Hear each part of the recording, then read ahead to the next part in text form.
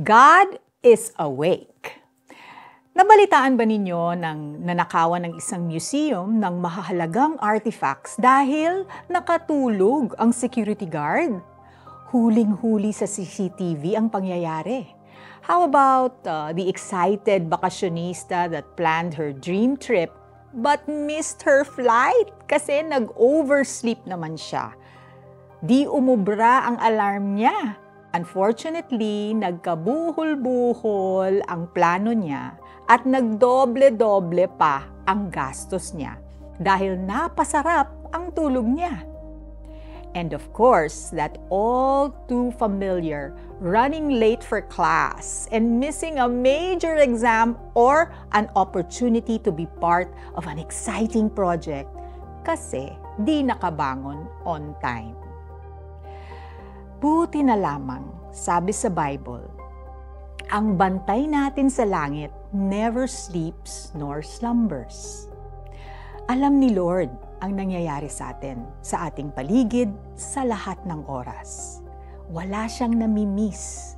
Lagi siyang on schedule at tanging ikabubuti natin ang nasa isip niya. Di ba binantayan niya si Daniel sa lion's den? Iniligtas din niya si Jonah sa mapinsalang dagat at si David mula sa spear ni Saul.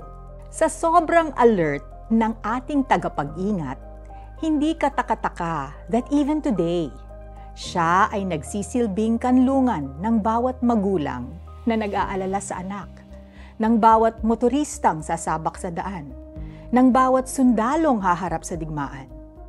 Siya ay kublihan ng bawat pusong nangangamba.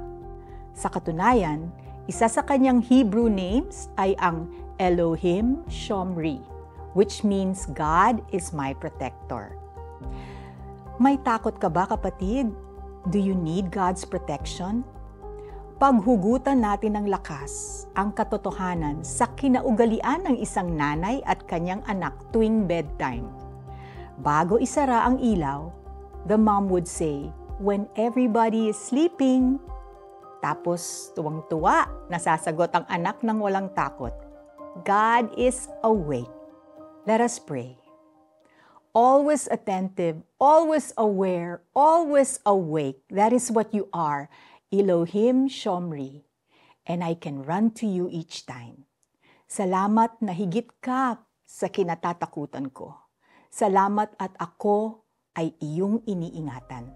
Amen. The Bible says that God is our shield at all times. Minsan, di tayo aware pero inilalayo niya tayo sa panganib sa araw-araw.